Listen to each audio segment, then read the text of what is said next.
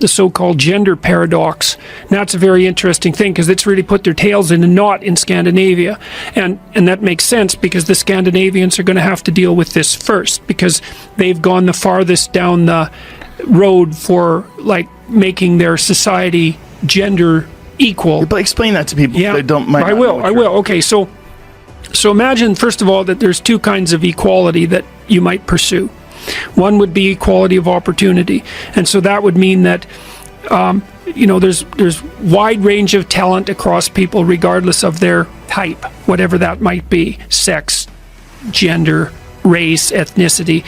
There's talent distributed everywhere, and it's a kind of a truism, and I would say a truism of the West in the deepest sense, that each of the individuals within those groups should be put in a position where their talents they're encouraged to manifest those talents, partly because that would be good for them spiritually and psychologically, but also because that would be of obvious benefit to the community. So for me, equality and gender equality is very, very important. For me, also when we talk about gender equality, it's important for me to learn my daughter that her mom can lead and show the way, and her dad can hug and kiss her and show feelings. And I think that's something very important for the hoods where kids grow up, to show feelings, to have these gender equality discussions, to show her a way of opportunities and to strive forward.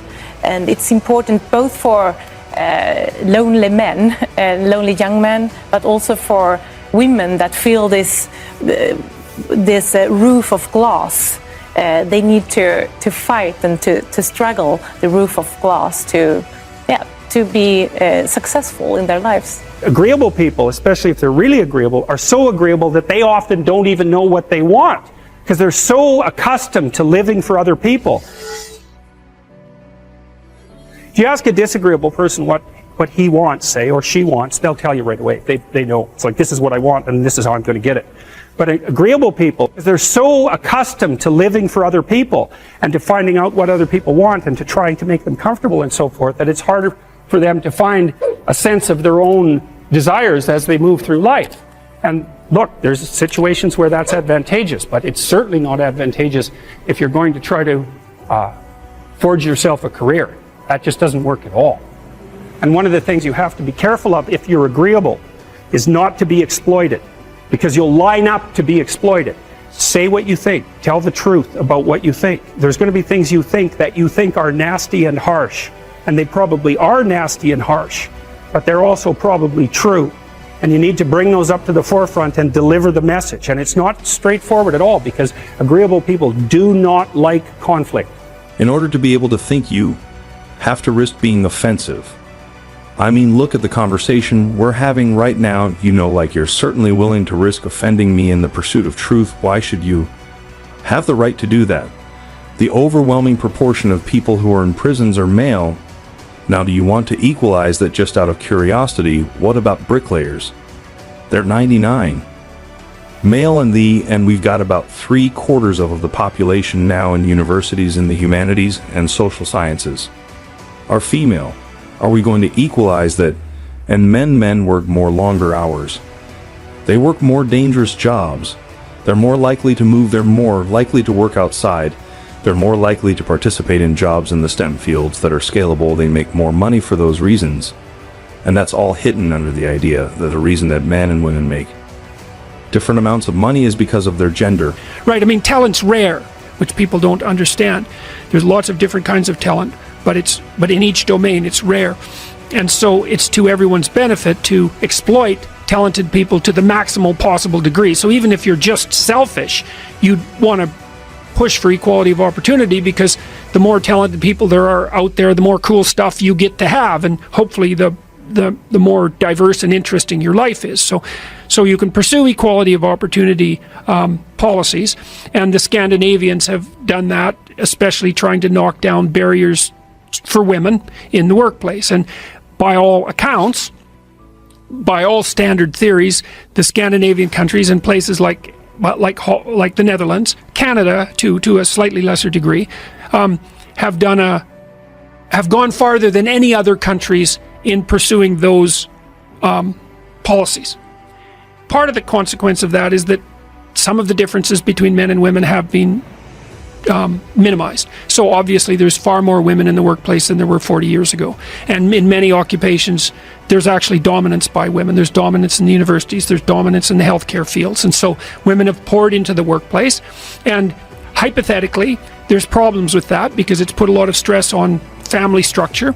But hypothetically, that's for the best. And because it gives people a broader range of choices and it gives everyone access to more talent. So, and then also if you look around the world, you see that one of the best predictors of the probability of economic development in developing countries is the attitude in those countries towards equal rights for women. And it looks causal. The more positively the country is predisposed to female rights, the more likely they are to develop economic. I think that equality of opportunity is a perfectly reasonable proposition. I mean, I have a daughter and a wife. I do everything and many female clients who I've consulted with and helped, and in many cases helped accelerate the development of their career tremendously.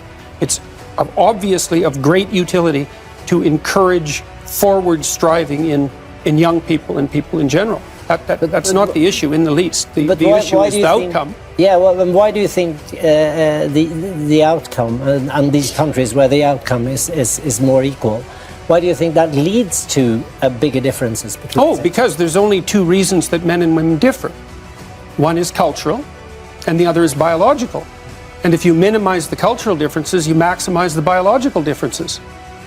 So, I know everyone's shocked when they hear this. This isn't shocking news. People have known this in the scientific community for at least 25 years. And it's been replicated in the last month 3 times in 3 separate samples, including in Science, which is the world's greatest scientific magazine by a large margin. And it isn't a small effect, it's a huge effect. There's no possible way that you could ever regulate a society so tightly that every single one of those groups was equally represented in every single one of those occupations at every single level of the hierarchy. Most working class people, let's say, are far more irritated with the intellectual elite than they are with the wealthy elite. And that's because they think they could become wealthy, and they could. But they don't think they could become part of the intellectual elite. And it isn't obvious to me that the intellectual elite, so those would be the liberal left-leaning types that dominate the media and academia, are particularly positive in their attitudes towards the typical working class person. I think they're prejudiced and elitist. I do believe that that's the case. And I think they're also what would you call it, patronizing.